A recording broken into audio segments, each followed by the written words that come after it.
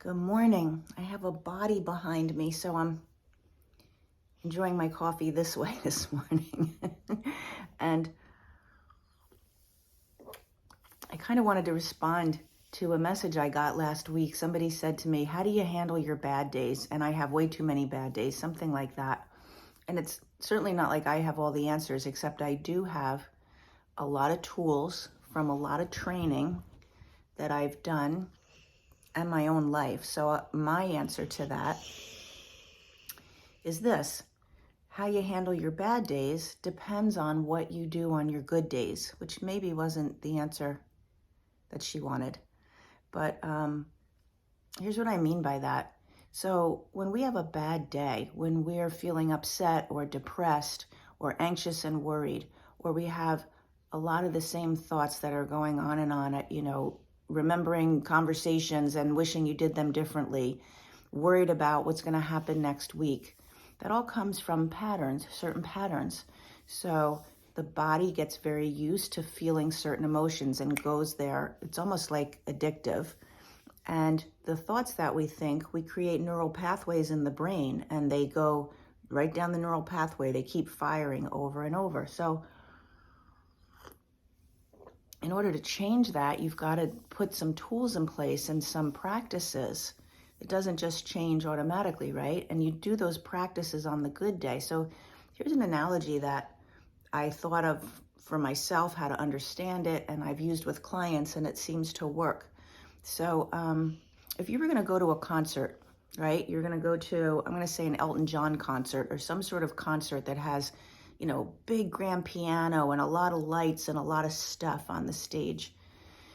And if you went in the afternoon before the concert and you saw the guys setting up the stage, if you were to get down under and look under the stage, you want to look at what does the support structure look like, right? So if you see this massive stage and it only has 4 columns, one in each corner of support, then when the concert starts that night and the piano comes out and the big speakers and the lights and the band, that stage has got to hold.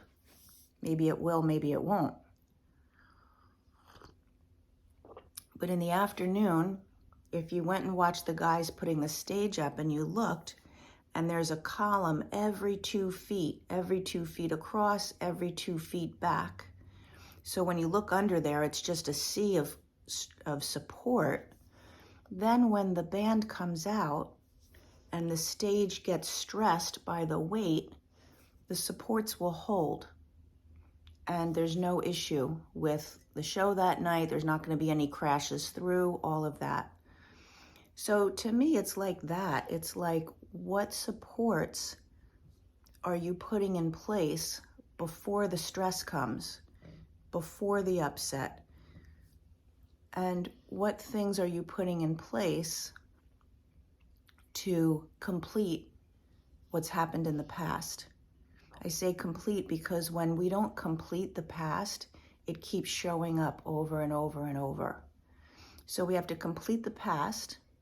Otherwise, that's going to be a big cause of our bad day, a big cause. But we also have to do the practices on all the good days. That's the afternoon setup, the good days.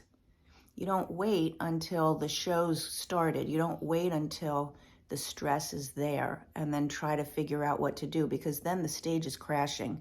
Then the weight of it is going to fall through, right? So the time to do the work is every day, the things that we do to move those emotions out, those addictive emotions, to calm the nervous system down, to complete the past, and to change your consistent thinking. That happens every day. Not a ton of time, but you need to do it, and then you can enjoy the show. Then the show is something to sit back and watch and not be falling through in the crash. I hope that works for you. That's how I think of it. Have a great day.